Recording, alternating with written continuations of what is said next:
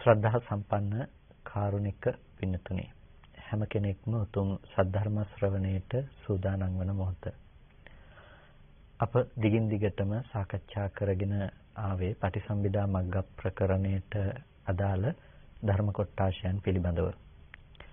ඒ ඔස්සේ අපි සංඛාර උපේක්ඛා ඥානය පිළිබඳව විවිධ මාතෘකාවන්ගෙන් එහෙමත් නැතිනම් උත්පාදාදී කාරණාවන් පිළිබඳව සාකච්ඡා කරන්නට යෙදුණා. ඉතින් අද දවසේදීත් අපට තිබෙන්නේ ඒ කාරණා පිළිබඳවම තවදුරටත් පැහැදිලි කර ගැනීමක්. නැවත නැවතත් මේ කාරණා ටික විස්තරාර්ථ සහිතව මේ කතා කරන්නේ මේ කාරණා ටික ඊටාම වැදගත් වෙන කරුණු ටිකක් නිසා. ඒ කියන්නේ අපි ප්‍රතිපදාවක් පුරාගෙන යනකොට අපේ ජීවිතේට විදර්ශනාදී වීථියක අපේ චිත්තය සකස් කරගෙන යන්නට අවශ්‍ය වන දෙයක් තමයි පින්නතුනේ මේ කතා කරන ඥානයන් පිළිබඳව අපට පවත්නා නුවණ. එතකොට තමයි අපේ සිත දියුණු වන ආකාරය අපටම විනිශ්චය කරගන්නට පුළුවන්කම තිබෙන්නේ. අප වඩන මාර්ගය නිවැරදිද කියලා අපට තීරණය කරගන්නට පුළුවන්කම තිබෙන්නේ. ඒ කාරණා පිළිබඳව අපි මූලික දැනුමක් උපදවගෙන තිබුණොත්. එනිසා මේ කාරණා ටික පිළිබඳව අපි නැවත නැවතත් කතා කරන්නේ විවිධ පරයයන්ගෙන් සහ එහෙමත් නැතිනම් එක එක ආකාරයන්ගෙන් කතා කරන්නේ ඔබට ඒ කරුණු පිළිබඳව පැහැදිලි අවබෝධයක් ඇති කරගන්නට අවශ්‍ය නිසා.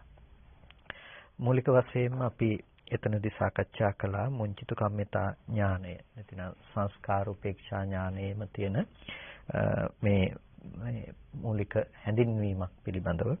එතනදී මුංචිතු කම්මිතා පටිසංඛා සම්තිට්ඨනා කියලා මේ ඥානය පිළිබඳව අපි හැඳින්නුවා. එතකොට මුංචිතු කම්මිතාවය මිදෙනු කැමැති ස්වභාවය. ඊට පස්සේ පටිසංඛාව කියලා කිව්වා අපි ඒ පිළිබඳව ඇති කරගනු ලබන විමර්ශනය කියන දේ.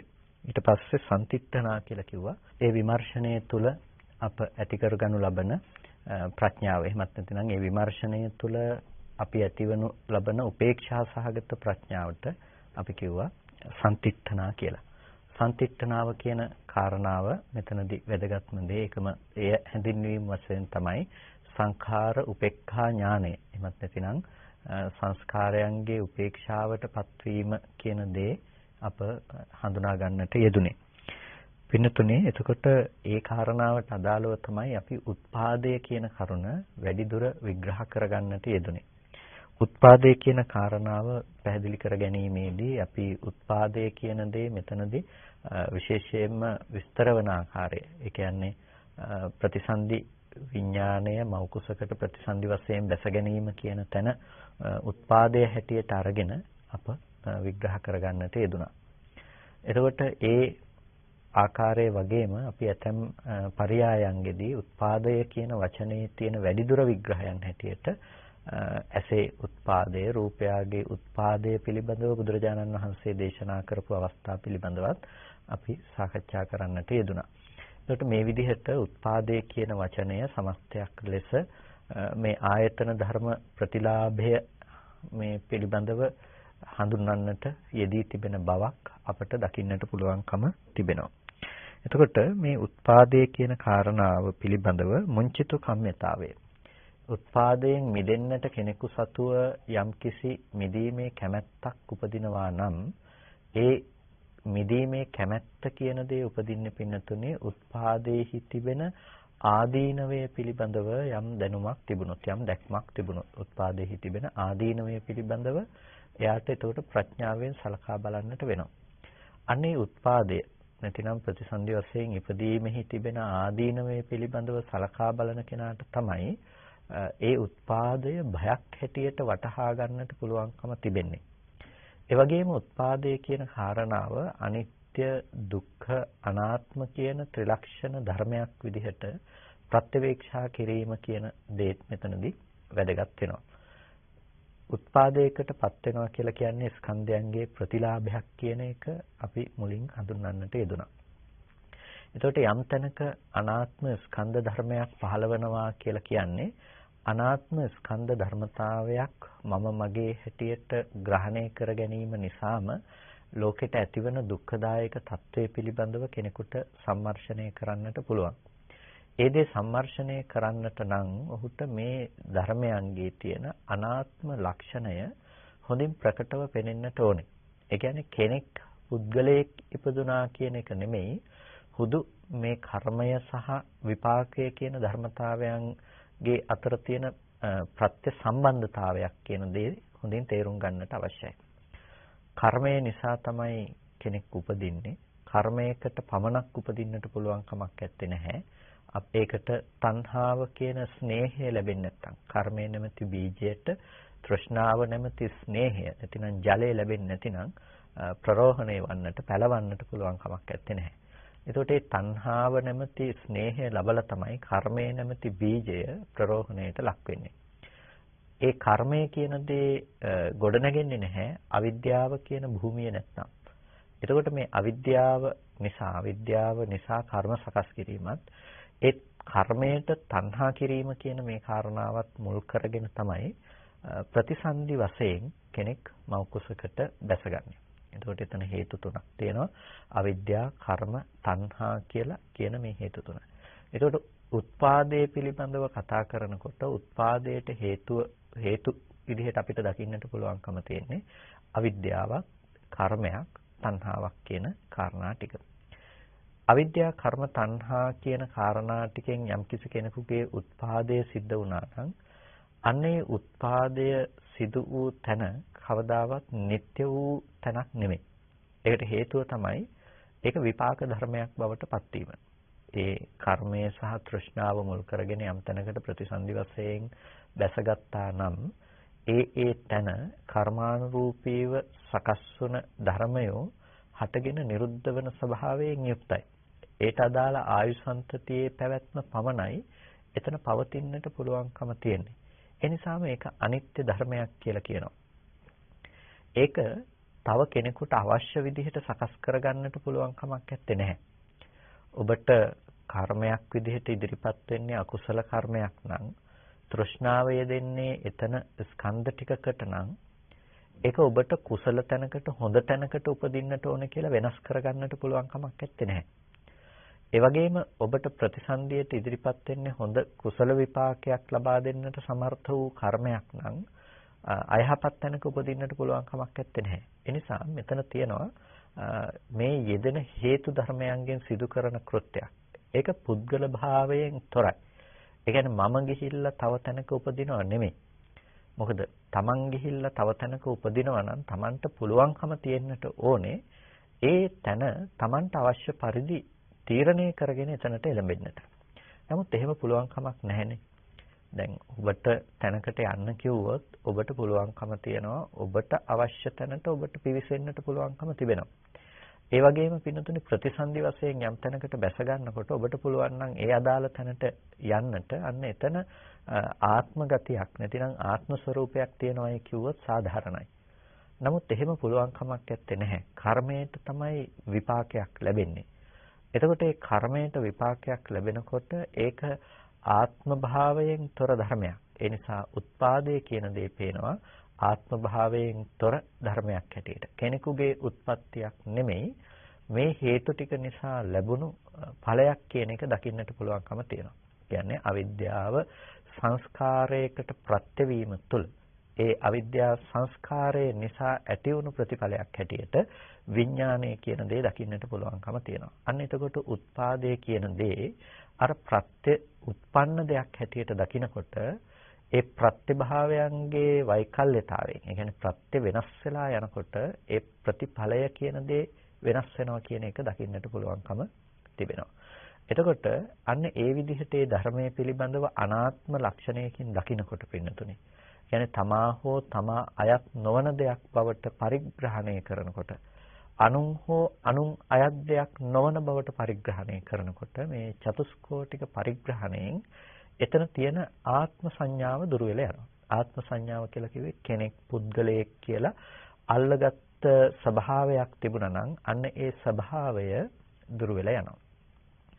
ඒ ආත්ම ලක්ෂණය, ඒ ආත්ම ස්වභාවය දුර වීමෙන් පින්නතුනේ එතන කෙනෙකුට බය සහිත බව තේරුම් ගන්නට පුළුවන්කම තිබෙනවා. මොකද තමා නොවන දෙයක් තමාගේයි ගැනීම හේතු කරගෙන තමන්ට එන්නට පුළුවන් දුක්ඛදායක ස්වභාවය තමන්ට හොඳින් අවබෝධ කරගන්නට පුළුවන්කම තියෙනවා. ඒක පුංචි කතාවක් කිව්වොත් එක මිනිස්සෙක් හරක් බලාගන්න එක මිනිස්සෙක් හවස හරක් ටික ගාලට දාලා නිදාගත්තාම පසුවදා නැගිටලා බලනකොට ඔහු දකිනවා තමන්ගේ හරක් ටික නැහැ කියලා. ඉතින් මේ මිනිස්සයා හරක් හොයාගෙන පියවර අඩිපාරවල් ඔස්සේ යනකොට මද අඳුරේ හරක් ටික දකිනවා ඉන්නවා. දැකලා හරක් ටික අල්ලගෙන එනවා. හරක් ටික අල්ලගෙන එනකොට ඔහු දකිනවා මේ ඉන්න ගවයෝ නැතිනම් මේ ඉන්න හරක් ටික මගේ හරක් නෙමෙයි මේ හරක් රජ්ජුරුවන්ගේ හරක් කියලා. එතකොට රජ්ජුරුවන්ගේ හරක් කියලා දැක්කහම මොකද වෙන්නේ? රජුගේ හරක් කියලා දැක්කහම දැන් රජුගේ හරක් මේ මිනිස්සයා අරගෙන යනකොට ඔහු රජ්ජුරුවන්ගේ සම්පත්තිය හොරකම් කරපු හොරෙක් බවට පත් වෙනවා.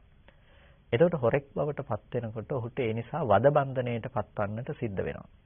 ඔහු අන්නේ වද බන්ධණයට බියෙන් අර හරක් ටික හැම දමලා එතනම අතහැර දමලා ඔහු ගිහිල්ලා පැනලා ගිහිල්ලා නිර්භය ස්ථානයකට ගිහිල්ලා ඉන්නවා. පින්නතුනි මෙන්න මේ වගේ කියනවා සංස්කාරයන් පිළිබඳව සංස්කාරයන්ගේ උපේක්ෂාව පිළිබඳව කල්පනා කරන කෙනාගේ තියෙන ස්වභාවය. ඒ තමයි ඔහු සංස්කාරයන් පිළිබඳව පරිග්‍රහණය කරනකොට අර හරක්ව තවන්ගේ හරක් කියලා අල්ලගත්තා වගේ තමාට අයත් නොවන ස්කන්ධ ධර්මතා ටිකක් තමායයි ග්‍රහණය කරගෙන වාසය කරනවා. නමුත් යම් වෙලාවක යෝගාවචරයේ භාවනානුයෝගියේ කල්පනා කරලා බලනවා නම් මේ ස්කන්ධයන්ගේ තියෙන අනාත්ම ලක්ෂණය පිළිබඳව ඔහුට දකින්න පුළුවන්කම තියෙනවා මේ ස්කන්ධයෝ හටගෙන ඉතිරි නැතුව නැති වෙන ධර්මය. තමායයි ගත නොහැකි ධර්මය. මේ විදිහට මේ ධර්මයන්ගේ අනිත්‍ය ලක්ෂණය, දුක්ඛ ලක්ෂණය සහ අනාත්ම ලක්ෂණය දකිනකොට මේ ධර්ම ටික මේ විදිහට පුද්ගලයෙක් ලෙස ගැනීම තුළ ජාති ජරා ව්‍යාධි මරණ ආදී අනන්ත අප්‍රමාණ දුක්ඛ සම්භවයක් සිද්ධ වෙනවා. අනන්ත අප්‍රමාණ දුකක් විඳින්නට සිද්ධ වෙනවා මේ ධර්මය කෙනෙක් පුද්ගලයෙක් විදිහට ගැනීම තුළ. අනාත්ම ධර්මය වෙනස් වෙනකොට මිනිස්සෙක් වෙනස් වෙනවා. අපි කැමති කෙනෙක් වෙනස් වෙනවා කියන බව තමයි අපිට උපදින්නේ. එහෙනම් මේක සුදුසු දෙයක් නෙවෙයි නේද කියලා ඒ කෙනාට එතන ඒ සංස්කාරයේ නිත්‍ය වශයෙන් ගැනීමෙහි ඒ සංස්කාරයේ දුක් වශයෙන් ගැනීමෙහි ඒ සංස්කාර ධර්මයේ භය වශයෙන් ගැනීමෙහි උපදිනවා දුකක් නැතිනම් භයක් උපදිනවා. එතකොට මෙන්න මේ උපදින බය නිසාම ඒ කෙනා ඒ සංස්කාරයෙන් මිදෙනු කැමැතිව ඒ සංස්කාර ධර්මයන් පිළිබඳව නිවැරදිව පරිග්‍රහණයකට ලක් කරනවා.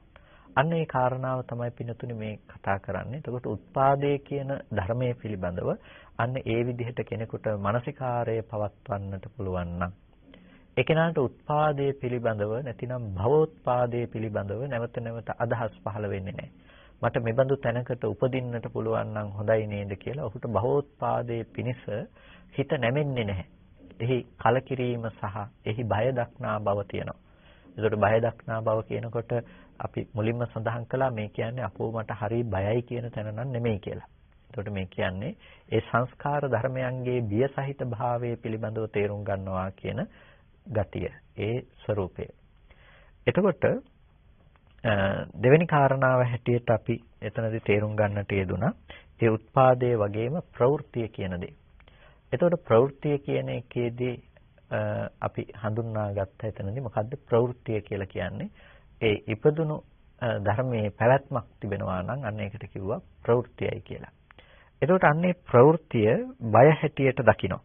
එතකොට මේ ප්‍රවෘත්තිය බය හැටියට දකිනකොට ඒ බය හැටියට කරන පරිග්‍රහණය නිසා තමයි ඔහුට මුංචිතු කම්මිතාවයේ උපදින්නේ. ඒ මිදෙනු කැමැති බව. ප්‍රවෘත්ති ධර්මයන්ගෙන් මිදෙනු කැමැති බව ඔහුට උපදින්නේ ඒ ධර්මයේ බය හැටියට දකිනකම නිසා. එතකොට දැන් උත්පාදය බය හැටියට දැක්ක ප්‍රවෘත්තියත් ඒ විදිහට බය හැටියට දකිනකොට එහි මිදෙනු කැමැති බව උපදිනවා. අන්නේ මිදෙනු කැමැති බව ඉපදුණු කෙනා තමයි පින්නතුනි පටිසංඛානුපස්සනාවක් සිද්ධ කරන්නේ. දැන් උත්පාදයේ පිළිබඳ අපි බය උපදින්නේ කොහොමද කියලානේ කතා කළේ. එතකොට එතනම පටිසංඛානුපස්සනාවක් තිබෙනවා. ඒ කියන්නේ උත්පාදය වන තැන පවත්නා යථාර්ථ ධර්මයේ පිළිබඳව එයා කල්පනා කරලා බලනවා. කල්පනා කරනකොට ඔහුට පේනවා සංස්කාර ධර්මයක්. සංස්කාර ධර්මයක්. ඒ කියන්නේ සංකත සංස්කාරයක්. හේතු නිසා සකස් වෙන දෙයක්. අනේ හේතු නිසා සකස් වෙන ධර්මයක් ලෙස ඔහු දැකීමෙන් ඔහුට එතන පුද්ගල සංඥාවට ඉඩක් නැති වෙනවා. පුද්ගල සංඥාවට ඉඩක් නැති වෙනකොට ඔහු ඒ සංස්කාර ධර්මයන්ගේ උදේවැය දර්ශනය තුළ සංස්කාරයේහි උපේක්ෂාවටපත් වෙනවා. සංස්කාරයේහි සංසිඳීමකටපත් වෙනවා. ඒ පිළිබඳව ඉල්පී යන්නෙත් නැහැ. ඒ පිළිබඳව ඔහු දුකටපත් වන්නෙත් නැහැ. සංස්කාරයක් පුද්ගල භාව වශයෙන් ගන්න එකම වැරදි කියන තැනින් ඔහු සංස්කාරය හා නොලැග සිටිනවා. අන්න ඒකට අපි කිව්වා සංස්කාරයේහි පවත්නා සංස්කාරයේ උපේක්ෂාව කියලා. ඒ කියන්නේ සංස්කාරයේ තුල පවත්නා සංසිඳුණු ස්වභාවයකින් ඔහු වාසය කරනවා. සංස්කාරයේ පුද්ගලයෙක් කියලා, සංස්කාරයේ වටිනා දෙයක් කියලා එයා බලාපොරොත්තු වෙන්නේ නැහැ. ඒකට වටිනාකමක් දීලා වටිනාකම අනුව කටයුතු කරන්න. සංස්කාරයට නොවටින කමක් දීලා එයා ඒට අනුරූපව දුක් වෙන්න බලාපොරොත්තු වෙන්නේ නැහැ. ඔහුට පේනවා සංස්කාරය කියන එක හේතු නිසා සකස් වුණ දෙයක්. හේතු නැති වෙනකොට නැති වුණ දෙයක්. එයා පරිග්‍රහණය කරලා බලනවා. ඒකට තමයි පටිසංඛනා කියලා කිව්වේ. නැතිනම් මේ පටිසංඛානුපස්සනාව. එතකොට මේ පටිසංඛානුපස්සනාව නිසා මෙනෙහි කිරීම නිසා උපදින දෙයක් තමයි ඒ සම්තිත්ථනා කියලා කිව්වේ. එතකොට එතන පිහිටා සිටීමක්. ඒ තුල සංසිඳුණු භාවයක් උපදව ගන්නට ප්‍රඥාවන්තයට පුළුවන්කම තියෙනවා. උත්පාදයේ පිළිබඳව පින්නතුනේ ඔබට පුළුවන් නම් පරිග්‍රහණය කරන්නට. අන්න ඔබට පුළුවන් උත්පාදයේ පිළිබඳව පරිග්‍රහණය කරන ඔබට ඒ කාරණා ටික මුල් කරගෙන අවශ්‍ය නම් සංස්කාර උපේක්ෂා ඥානය උපදව ගන්නට පුළුවන්කම තිබෙනවා. ඒ වගේම තමයි අපි දෙවෙනියට කතා කළා ප්‍රවෘත්තිය පිළිබඳව. ප්‍රවෘත්තිය පිළිබඳව එයාට ඉස්සෙල්ලාම එතකොට උපදින්නට ඕන උත්පාදයේ පිළිබඳව කතා කළා වගේම ඇති වෙන්නට ඕන දේ තමයි බහිතුපත්ඨාන භාවය. ඒ කියන්නේ බය උපදින බව. ඒකට ප්‍රවෘත්තිය සංස්කාරයක් හැටියට දැකලා සංස්කාරයක් කියනකොට සංකත ධර්මයක්. ඒකට මේ පවතිනවායයි කියන එක අපිට පේන්නේ අද සත්වයේ පුද්ගලයෙක් ජීවත් වෙනවා කියලා. කෙනෙක් ජීවත් වෙනවා. ආධ්‍යාත්මිකවත් බාහිරවත්. ලෝකේ තව අය ජීවත් වෙනවා. ඒ අය ජීවත් වෙන පරිසරය තුළ මේ පැත්තේ මම ජීවත් වෙනවා. දැන් ආධ්‍යාත්මිකවත් පුද්ගල බව කෙනෙකුගේ පැවැත්මක්, බාහිරවත් කෙනෙකුගේ පැවැත්මක් කියන මේ ටික තමයි අපේ පවත්නා මනෝභාවය. මෙන්න මෙහෙම ඉන්න තැනකට ප්‍රවෘත්තිය සංස්කාරයක් හැටියට දකින්න කිව්වා. ප්‍රවෘත්තිය කියන එක සංස්කාරයක්. කුමන සංස්කාරයක්ද? ප්‍රවෘත්තිය යනු සංකත සංස්කාරයක්. ප්‍රවෘත්තිය කියලා කියන්නේ සංකත සංස්කාරයක්. ඒක හේතු නිසා සකස් වෙන ධර්මයක්. මේ ස්කන්ධ ධර්මතා ටිකක්.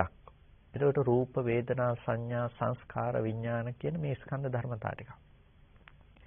මේ ස්කන්ධ ටික මේ අවිද්‍යාව නිසා හටගන්න දෙයක්, කර්මය, තණ්හාව නිසා හටගන්න දෙයක්, ඒ වගේම ආහාරය නිසා හටගන්න දෙයක්, ස්පර්ශය නිසා හටගන්න දෙයක්, නාම රූප ධර්මය නිසා හටගන්න දෙයක් කියලා මේ ස්කන්ධ පරිග්‍රහණය කරන්නට පුළුවන්. අවිද්‍යා, කර්ම, තණ්හා, ආහාර නිසායි රූපස්කන්ධය කියන දේ හටගත්තේ. ඊට පස්සේ වේදනා ස්කන්ධය කියන දේ හටගත්තේ අවිද්‍යා, කර්ම, තණ්හා, ස්පර්ශ කියන ධර්ම නිසා. සංඥා සංස්කාරේනොත් හටගත්තේ අවිද්‍යා, කර්ම, තණ්හා, ස්පර්ශ කියන දේ නිසා. විඥානය කියන දේ හටගත්තේ අවිද්‍යා, කර්ම, තණ්හා, නාම රූප කියන මේ ධර්මතා ටික නිසා. එතකොට එයාට පේනවා මේ රූපය හටගත්තේ මේ විදිහටයි, වේදනා, සංඥා, සංස්කාර ධර්මයන් හටගත්තේ මේ විදිහටයි. එතකොට විඥානය කියන දේ හටගත්තේ මේ විදිහටයි. යම් ප්‍රවෘත්තියක් පේනවා නම් ඔහු ප්‍රවෘත්තිය පිළිබඳව පරිග්‍රහණය කරනවා. මොකක් කියලාද? ස්කන්ධ ධර්මතා පංචකයක්. ස්කන්ධ පහක්. ස්කන්ධ පහ පිළිබඳව හොයාගෙන යනකොට එයාට පේනවා ස්කන්ධ පහ හටගත්තේ මෙන්න මේ විදිහටයි. ඒකට හේතු නිසා සකස් වුණා නම් ආහාර සමුදයෙන් හටගත්ත රූපය ආහාර නිරෝධයෙන් නිරුද්ධ වෙනවා. ආහාර සමුදයෙන් හටගත්ත රූපය ආහාර නිරෝධයෙන් නිරුද්ධ වෙනවා. ඒ වගේම ස්පර්ශ සමුදයෙන් හටගත්ත වේදනාව ස්පර්ශ නිරෝධයෙන් නිරුද්ධ වෙලා යනවා. ස්පර්ශ සමුදයෙන් හටගත්ත සංඥාව ස්පර්ශ නිරෝධයෙන් නිරුද්ධ වෙනවා. ස්පර්ශ සමුදයෙන් හටගත්ත සංස්කාරයේ ස්පර්ශ නිරෝධයෙන් නිරෝධ වෙනවා. එතකොට නාමය සහ රූපය කියන ධර්මතා දෙකම උපකාර කරගෙන හටගත්ත විඥාණය නාම රූපයාගේ නිරෝධයෙන් නිරුද්ධ වෙලා යනවා. එතකොට ඔන්න මේ ධර්ම පිළිබඳව හොඳින් පරිග්‍රහණය කරනවා. මේ ධර්ම පිළිබඳව පරිග්‍රහණය කරනකොට ඔහුට ප්‍රවෘත්තිය පිළිබඳව යම් පවත්නා ආත්ම සහගත සංඥාවක් තියෙනවා නම් අන්නේ ප්‍රවෘත්තිය කියන දේ බයක් හැටියට තේරෙනවා. ඒ බයක් හැටියට තේරෙන්නේ අනිත්‍යයි කියන තැන නිට්ටයයි ගත්ත විපල්ලාසයක් හිතේ පෙරළුණු සංඥාවක් තියෙනවා. පෙරළුණු සංඥාව නිසා ඔහුට දුක එන්න පුළුවන්කම තියෙනවා. අපි කලින් උදාහරණයක් සිහිපත් කළා. අර ගිනි අඟුරු ගොඩක් වලක් දකින ඇස් ඇති මිනිස්සෙකුට බයක් උපදිනවා.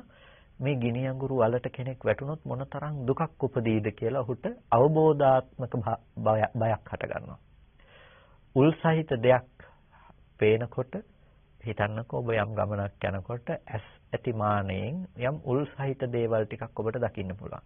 එතකොට ඔබට හිතෙනවා මේ යම් කිසි කෙනෙක් එකපාර ගිහිල්ලා මේ උල් වල හැප්පෙන්න පුළුවන්කම තියෙනවා. මේ උල් ඇස් වල උනත් ඇනෙන්නට පුළුවන්කම තියෙනවා කියලා අවබෝධාත්මක බයක් ඔබට උපදිනවා.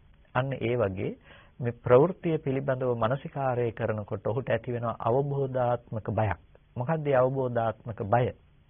මෙබඳු අනිත්‍ය වුණ ධර්මතා සමූහයක් ස්කන්ධ ටිකක් මම කියලා හිතන කෙනාට ඒ ස්කන්ධ ටික වෙනස් වෙලා යනකොට මේ පුද්ගල බව මම වෙනස් වෙනවා කියන බව හම්බ වෙනවා.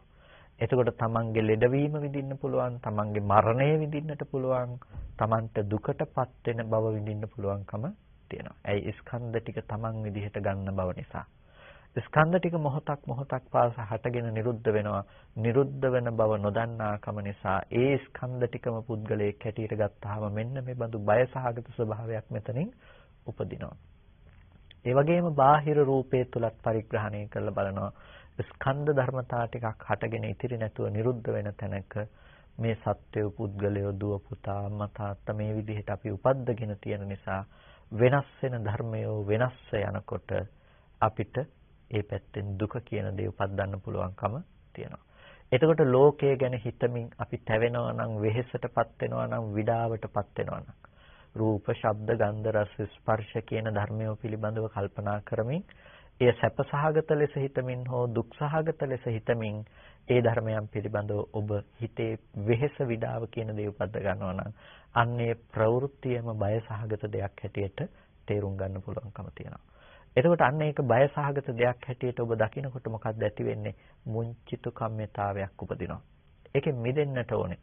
දැන් මිදෙන්නට නම් අවශ්‍යයි දෙයක් කරන්න. ඒ තමයි අර දැකපු යථාර්ථ දැක්ම.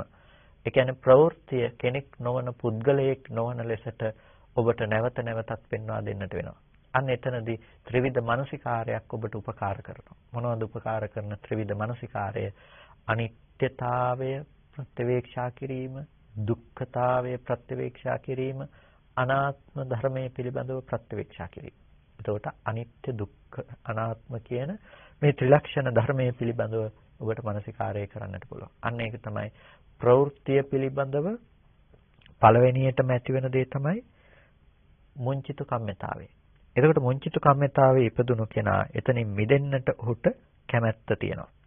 ඒ වගේම එතනින් මිදෙන්නට කැමැත්ත ඇති වෙනවා වගේම එයා ඒ පිළිබඳව පවත්වන මානසිකාරයක්. ඒකට කිව්වා අපි පටිසංඛානුපස්සනාව කියලා. නැතිනම් පටිසංඛානුභාවය. එතකොට අන්න ඒක ඔහු හොඳින් ප්‍රත්‍යවේක්ෂා කරලා බලනවා. ප්‍රත්‍යවේක්ෂා කරනකොට එයාට ඇති වෙන දේ තමයි සම්තිට්ඨනා කියලා කියන්නේ. එතකොට එතන උපේක්ෂා සහිත බවකින් එයාට පුළුවන් ඒ සංස්කාරයේ උපේක්ෂා සහිත බවක් උපදවා ගන්නට. එයි උපදින සංස්කාරය කෙනෙක් හෝ පුද්ගලයෙක් වශයෙන් දකින්නේ නැහැ. එයා දැක්කේ සබ්බේ සංඛාරා අනිච්ඡාති යදා පඤ්ඤාය පස්සති අත නිබ්බින්දති දුක්ඛේ සමග්ගෝ විසුද්ධිය කියලා කිව්වේ. එතකොට සබ්බේ සංඛාරා දුක්ඛාති කියලා කිව්වේ. සියලු සංස්කාරයන් එයා දකිනවා අනිත්‍යයි. ඒ සියලු සංස්කාරයන් දුක් වූ ස්වභාවයෙන් යුක්තයි.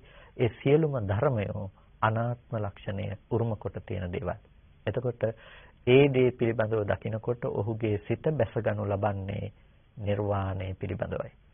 එතකොට මෙන්න මේ සංස්කාර ධර්මයන්ගේ උපේක්ෂා බව පමුණවන්නට ඔහුට මේ අනුපස්සනාව අනිවාර්යෙන් අවශ්‍යයි. අනුපස්සනාව තුළ පටිසංඛානුපස්සනාව තුළ එයාගේ හිත අර ඇති වෙන සංස්කාර ධර්මයන්ගේ උපේක්ෂා සහගත භාවයකටපත් වෙනවා.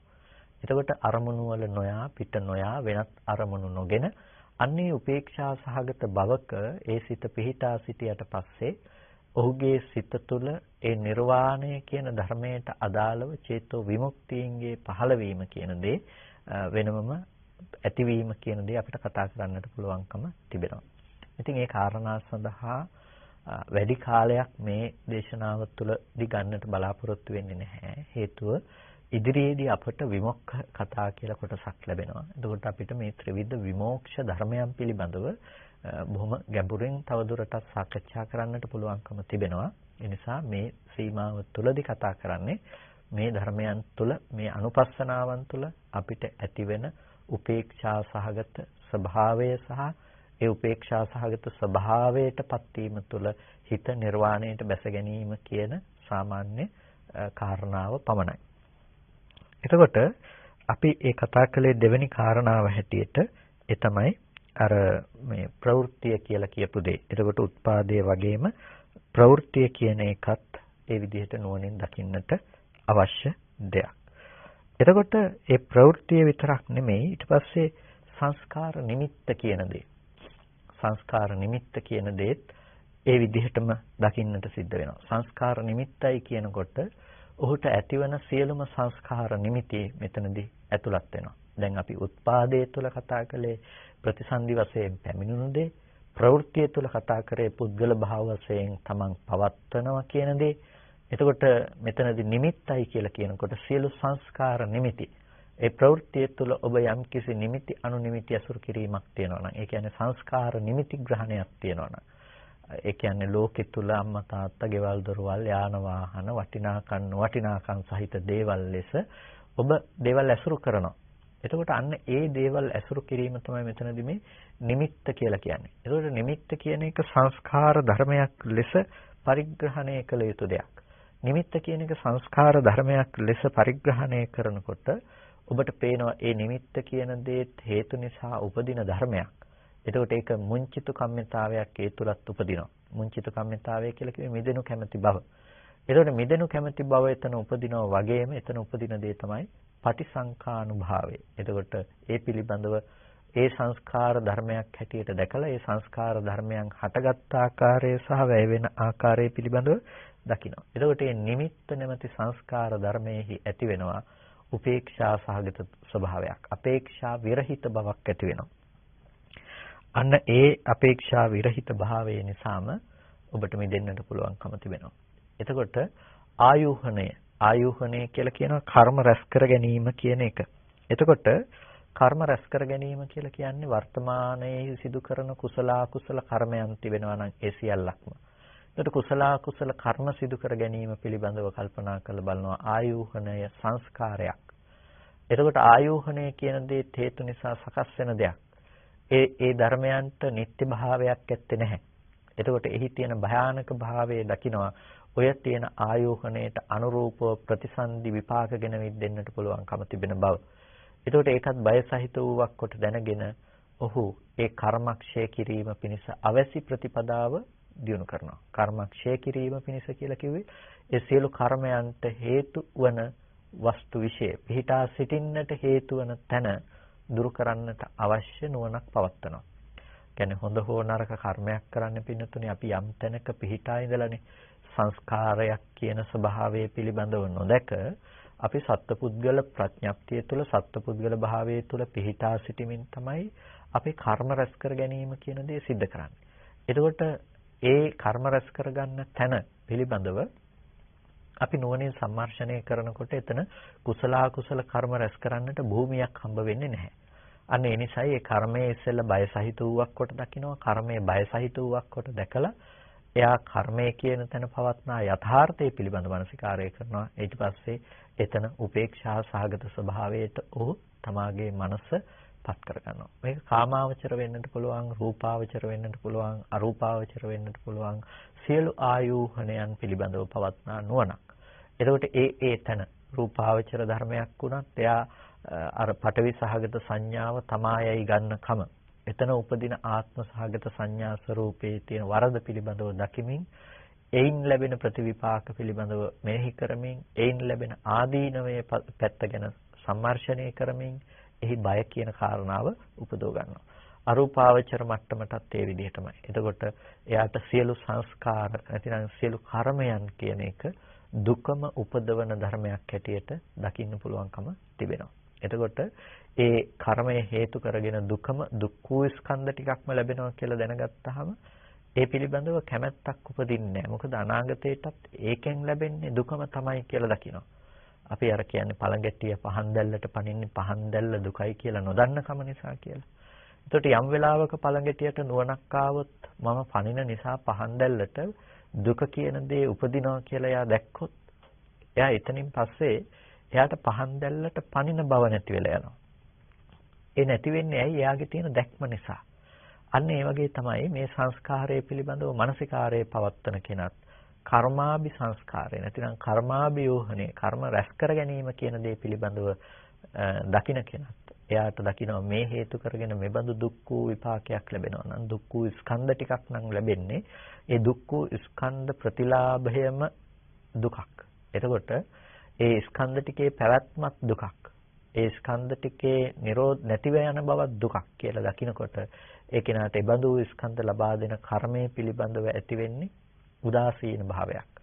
එතකොට එයා ඒ කර්මයේ පිළිබඳව එයා සතුටු වෙන්නේ නැහැ. කර්මය කියන දේ අනුව ගිහිල්ලා එයා දුක් වෙන්නට යන්නේ නැහැ. එයා ආයෝහණයෙහි බැස නොගන්න කෙනෙක් බවට පත් වෙනවා. එතකොට එතන කර්මය කියන දේ තියෙන ශක්තිය, ඒ කියන්නේ කර්ම ශක්තිය කියන දේ එයා හීන කරනවා. හීන කරනවා කියලා කියන්නේ ඒක ශූන්‍ය කර්මයක් බවට පත් කරනවා. අනාගතයේට ඒ බඳු කර්මයන්ගේ විපාක ගෙනවිත් දෙන බව එයා දුරු කරලා දානවා. මොකද විපාක ගෙනවිත් දෙන්නට සමර්ථ වුණ ඒ කර්ම බීජය තුළ තියෙන කර්ම ශක්තිය තමයි එයා නැති කරලා තියෙන්නේ. ඒකෙන් අනාගතයට එයාට ඒ බඳු කර්මයේ කාමාවචර විපාකයක් ගෙනත් දෙන්නේ නැහැ. රූපාවචර විපාකයක් ගෙනත් දෙන්නේ නැහැ. අරූපාවචර විපාකයක් ගෙනත් දෙන්නේ නැහැ. ඒ තනින් එයාට මිදෙන්නට පුළුවන්කම තියෙනවා. ඒකයි ආයෝහණය පිළිබඳව බලනවා කියලා කිව්වේ. ආයෝහණයෙන් මිදෙනවා. කර්ම රැස් කර ගැනීම කියන දෙයින් මිදීමට කැමැත්ත උපදිනවා. ඒ අනුව පටිසංඛානුපස්සනාවක් පවත්නවා. එතකොට සම්තිට්ඨනා කියන එතන පිහිටා සිටීම වශයෙන් ඔහු නුවණ කියන දේ උපදව ගන්නවා. ඒ වගේම ආයෝහණය පිළිබඳව දකිනවා වගේම පටිසන්ධි. එතකොට පටිසන්ධියයි කියනකොට ප්‍රතිසන්ධි විඥානය. දැන් කර්ම රැස් කර ගැනීම නිසා අනාගත ප්‍රතිසන්ධි විඥානයක් ලැබෙනවා නම් අනාගතයට නැවත ප්‍රතිසන්ධිය පිණිස යන බවක් තියෙනවා නම් ඒ ප්‍රතිසන්ධියට යන බවම දුකක් හැටියට දැකලා එහි බය හැටියට දැකලා එතනත් නාම රූප ධර්මයක් හැටියට දකිනකොට අර පුද්ගල සන්තතිය පුද්ගලයෙකුගේ පැවැත්මක් කියන සංකල්පය එතනිනුත් බිඳ වැටෙනවා.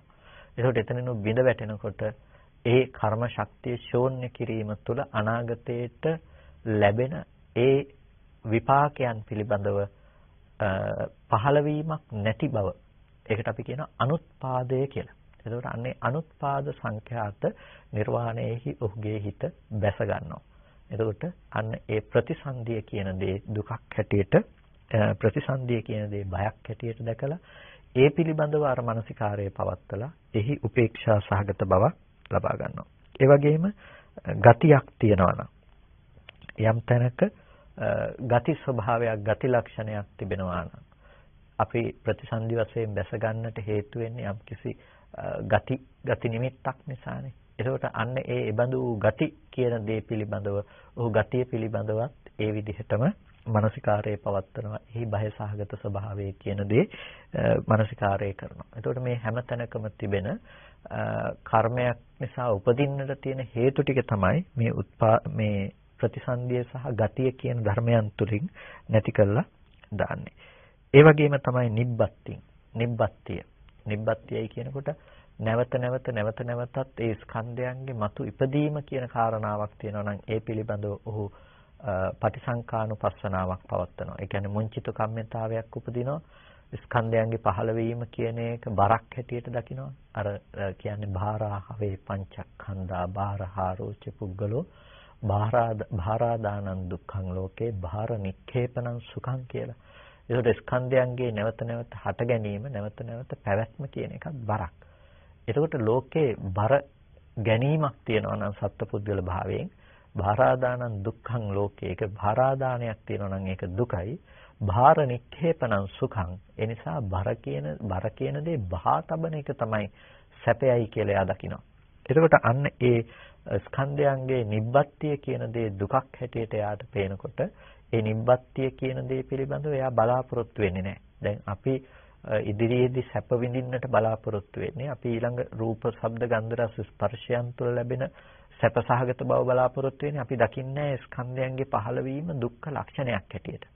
අපි දකින්නේ නැහැ එතන ඒ ධර්මයන් සත්පුද්ගල භාවයෙන් සැප දුක් වශයෙන් අපි දැකීම තුළ අපිට ඇතිවෙන භයානක තත්ත්වය පිළිබඳව අපි අවබෝධ කරගන්නේ නැහැ. අන්නේ අවබෝධ නොකරගන්න නිසා තමයි මේ දේවල් පිළිබඳ නැවත නැවත අපි අදහස් ඇති කරගන්නේ. එතකොට දැන් එතන කෙනෙකුට බලන්නට පුළුවන් නම් ඒ ධර්මයන්ගේ ලක්ෂණයන් හොඳින් මනසිකාරයේ පවත්තලා එතකොට එයාට පේනවා නිබ්බත්තිය කියන එක දුකක්. ස්කන්ධයන්ගේ නැවත නැවත හට ගැනීම කියන එක ඒක දුකක්.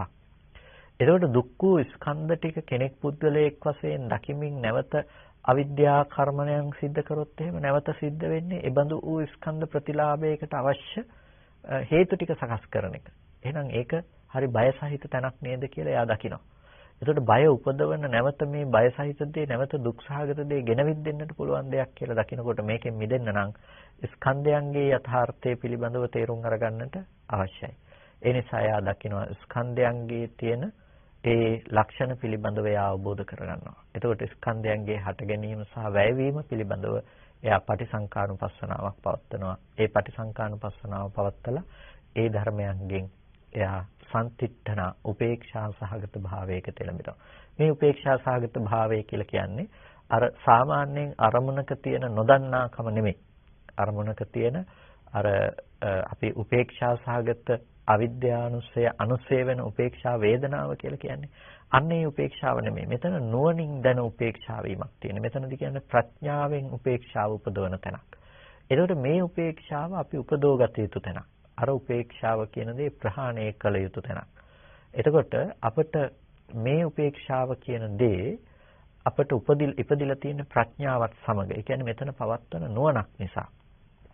ඒ නිසා මේ උපේක්ෂාව කියන දේ සංඛාරයන්ගේ උපේක්ෂාව දැකීම කියන එක තාම වැදගත් වෙනවා. ඒ වගේම නිබ්බත්තිය වගේම උත්පත්තිය කියන දේත්.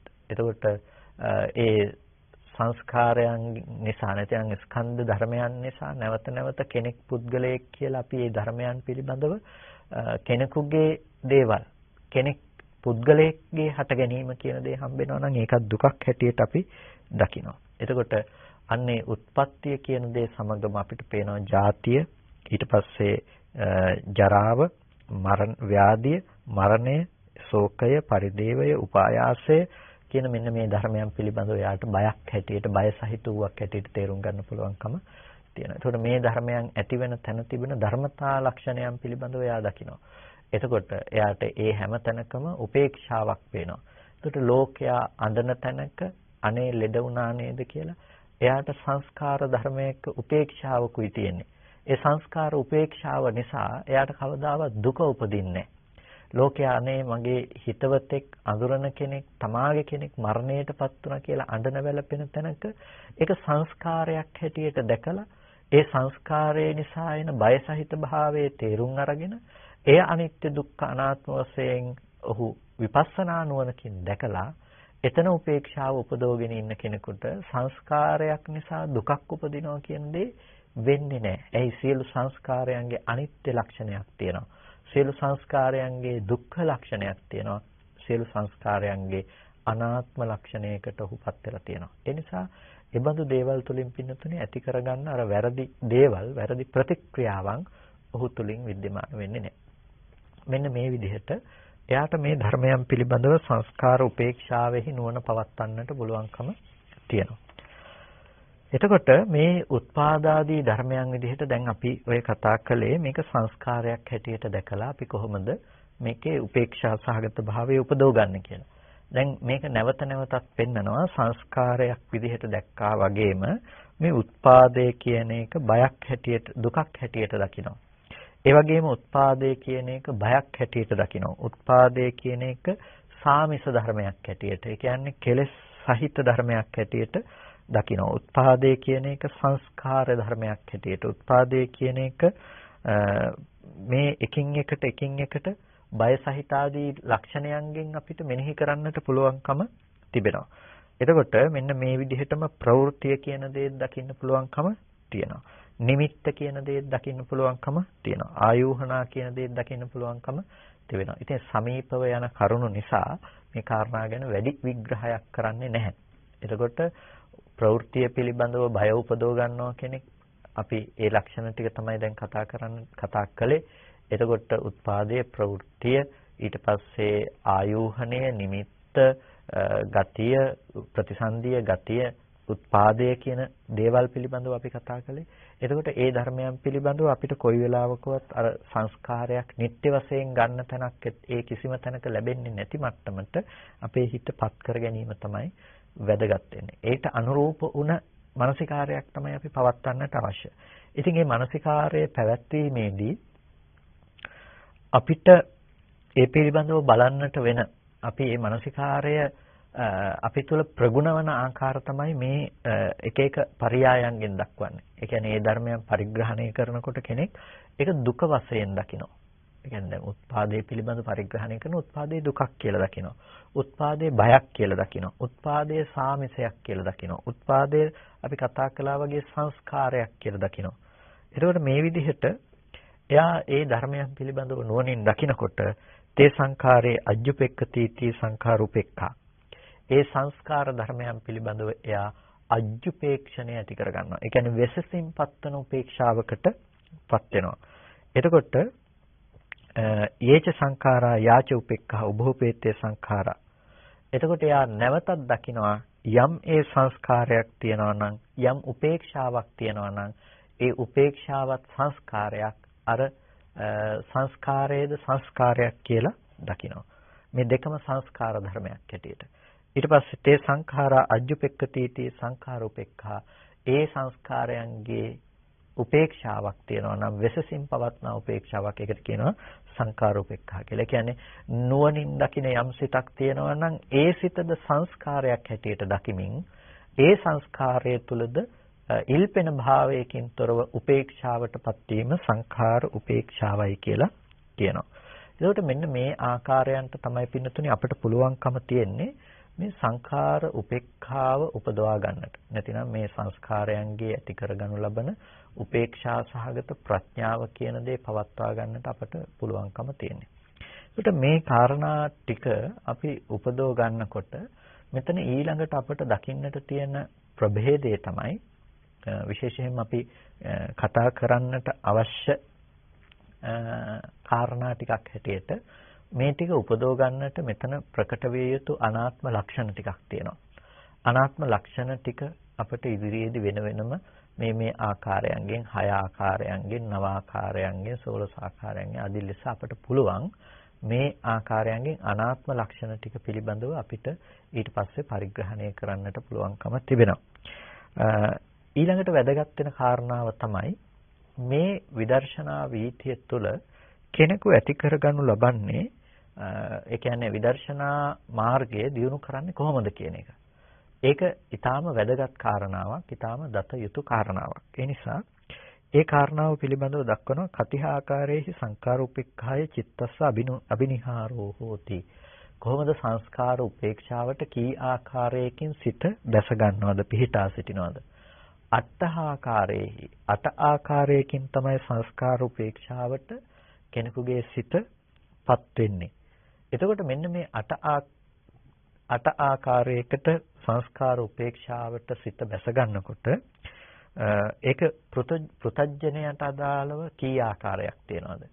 ඒ වගේම සේක ආර්යයන් වහන්සේට අදාළව කී ආකාරයක් තියෙනවද? ඒ වගේම විතරාගී ආර්යයන් වහන්සේට අදාළව කී ආකාරයක් තියෙනවද කියන එක පිළිබඳව අපි හොඳට පරිග්‍රහණය කරලා බලන්නට අවශ්‍යයි. එතකොට ඒක පරිග්‍රහණය කරනකොට අපිට පේනවා පෘතජ්ජනයට තියෙන්නේ ද්විආකාරයේහි ආකාර දෙකකින් සංඛාර උපේක්ඛා ඥාණයට පත්වන්නට පුළුවන්කම තියෙනවා. සෛක්ෂ ආර්යයන් වහන්සේට ඒ කියන්නේ සෝවාන් සකුදාගාමි අනාගාමි කියන මේ ආර්යයන් වහන්සේලාට මෙතනදී පුළුවන්කම තියෙනවා ආකාර 3කින් සංස්කාර උපේක්ෂාව කියන දෙයට පත්වන්නට. ඊට පස්සේ විතරාගී ආර්යයන් වහන්සේට පුළුවන්කම තියෙනවා තීහ ආකාරයේහි ආකාර තුනකින් සංස්කාර උපේක්ෂාව කියන දෙයට පත්වන්නට. ඉතින් මෙන්න මේ කාරණා ටික විමසා බැලීම අපිට ඊටාම වැදගත් වෙනවා. ඉතින් ඉදිරියේදී අපි මේ කාරණා ටික තවදුරටත් ප්‍රධාන වශයෙන්ම කරුණු කාරණා විමසීම් වශයෙන් අපි දැනගනිමු. එතකොට ඔබේ විදර්ශනාව ඔබ මානසිකාරයේ පවත්තන ආකාරය පිළිබඳව ඔබට තවදුරටත් ලොකු දැනුමක් ලැබෙයි. මොන විදිහටද මේ ධර්මයන් පිළිබඳව අපි පරිග්‍රහණය කරන්න කියන කාරණාව පිළිබඳව. ඉතින් සමස්තයක් විදිහට අපි අරගෙන බැලුවොත් අපි ආදීනවයේ පිළිබඳව මෙනෙහි කරලා බලනකොට සංස්කාරයන්ගේ තියෙන ආදීනව ඥානය පිළිබඳව ඒ ආදීනවයේ පිළිබඳව බලන කෙනාට තමයි මුංචිත කම්මිතාවයක් උපදින්නේ, මිදෙන්නට කැමැති භාවය. එතකොට මේ මිදෙන්නට කැමැති බව නිසා තමයි එයා පටිසංඛානුපස්සනාවක් පවත්න්නේ. එතකොට මේ පටිසංඛානුපස්සනා ඥානයක් තියෙනවා නම් ඒකත් මේ සංඛාරූපිකා ඥානයේම කොටසක්. අන්න ඒ විදිහට බලන කෙනෙකුට තමයි සම්තිත්ථනාව පිළිබඳව නුවණක් ඇති වෙන්නේ. ඒ තුලින් තමයි සංඛාර උපේක්ෂාව කියන දේ ඇති වෙන්නේ. ඒ නිසා මේ ඥානය තුල අපි කතා කළේ ප්‍රධාන වශයෙන්ම සංඛාර උපේක්ෂාව පිළිබඳ සියලු සංස්කාරයන්ගේ කොහොමද උපේක්ෂාව කියන දේ ඇති කරගන්නේ කියන දේ. ඒකට ඔබට පේනවා සංඛාර උපේක්ෂාව කියලා කියන්නේ නිකම්ම දේවල් අතහැරලා දැමීමක් තුළ ඇති කරගන්න දෙයක් නෙමෙයි. සංඛාර උපේක්ෂාව කියලා කියන්නේ ඥානයක්, ඒක ප්‍රඥාවක්, ඒක විදර්ශනාව තුළ සියලු සංස්කාරයන් පිළිබඳව මේ විවිධ ආකාරයන්ගෙන් අපි කතා කළා පරිග්‍රහණය කරනකොට, මානසිකාරයේ පවත්වනකොට තමා තුළ උපදින නුවණක් මේක. එතකොට ඒ නුවණ තුළ තමයි එයා ලෝකෙත් එක්ක ඇලෙන්නේ නැතුව ලෝකයේ තුල උපේක්ෂා සහිත මනසකින් වාසය කරන්න පුළුවන්කම ලැබෙන්නේ කියලා. ඉතින් ඒක පෘථග්ජනයේ ඒ ආකාරයන්ගෙන් වඩනවා නම් එයාටත් පුළුවන් යම් මට්ටමක සංස්කාර උපේක්ෂාවක් එළඹ තබා ගන්නට පුළුවන්කම තියෙනවා. එතකොට ඕනම පෘථග්ජන කෙනෙකුට උනත් ලෝකයේ ඇති වෙන සංස්කාරයකින් නැතිනම් සංස්කාර නිමිත්තක් පිළිබඳව ඇති කරගන්න දුකකින් ඔබේ ජීවිතේට දුක කියන දේ එන තැනක සංස්කාර වශයෙන් දැකලා ඒකේ උපේක්ෂා සහගත බව උපදෝගෙන ඒකේ දුක නැතුව වාසය කරන්නට පුළුවන්කම තියෙනවා මේ ආකාරයේ මානසිකාරයේ පැවැත්වීම තුළ. එතකොට ඒ නිසා මේ ධර්ම කොටහසේ ඊටාම වැදගත් වෙනවා ඔබේ ජීවිතයට, භාවනා ප්‍රතිපදාවට හැම පැත්තකින්ම මේ ධර්ම කොටාශය ඊටාම වැදගත් වෙනවා. අපි ඉදිරියේදීත් කතා කරමු මේ කාරණා ටිකේ තියෙන තවත් අනිකුත් ප්‍රභේදයන් පිළිබඳව. හොඳයි, අද දවසේදී කල්පනා කරගන්න ධර්ම ශ්‍රවණය කරලා යෝනිසෝ මනසිකාරාදී පවත්තලා බොහොම වටිනා කුසලයක් සිද්ධ කරගන්නට යෙදුනේ. මේ සිද්ධ කරගත්ත සියලු කුසල ධර්මයන් අපි අනුමෝදන් කර යුතු අයට අනුමෝදන් කරමු. පළමුවෙන් අපට අර්ථයෙන් ධර්මයෙන් අනුශාසනා කළ අපේ ධර්මාචාර්ය අවසරයි මාංකඩවල සුදස්සන ස්වාමීන් වහන්සේට, අවසරයි මාංකඩවල නන්දරතන ස්වාමීන් වහන්සේට, ස්වාමීන් වහන්සේලා දෙනමතම උතුම් නිවනින් සැනසීම පිණිස මේ කුසලය හේතු පාරමිතාවක්ම වේවා කියලා සාදු කියලා ප්‍රාර්ථනා කරනවා. ඒ වගේම මේ අද දවසේදී සිද්ධ කරගත්ත සීල කුසල ධර්මයන් අපි දෙවියන්ටත් අනුමෝදන් කරමු. දෙවියෝ මේ පින් සතුටින් සාදුනාදෙන් අනුමෝදන් වනු ලබත්වා දෙවියන්ට මේ පින් උතුම් නිවනින් සැනසීම පිණිස හේතු පාරමිතාවක්ම වේවා කියලා සාදු කියලා දෙවියන්ට කවුරුත් පින් අනුමෝදන් කරන්න. ඒ වගේම මහා සංඝරත්නයටත් පින් අනුමෝදන් කරන්නට බලාපොරොත්තු වෙනවා. මේ සියලුම කුසල ධර්මයන් ඒ දායකත්වයේ දරූ පින්වත් සෑම සියලු දෙනාටත් ඔබ සෑම සියලු දෙනාටත් නිදුක් නිරෝගී සුවපත් බව චිරජීවනයේ පිණිසම කායික මානසික සැනසෙල්ල උදා කරගෙන අමා මහ නිවනින් සැනසීම පිණිසම හේතු පාරමිතාවක්ම වේවා කියලා සාදු කියලා හැමදිනාම පින් අනුමෝදන් වන්න හැමදිනාටම තෙරුවන් සරණයි.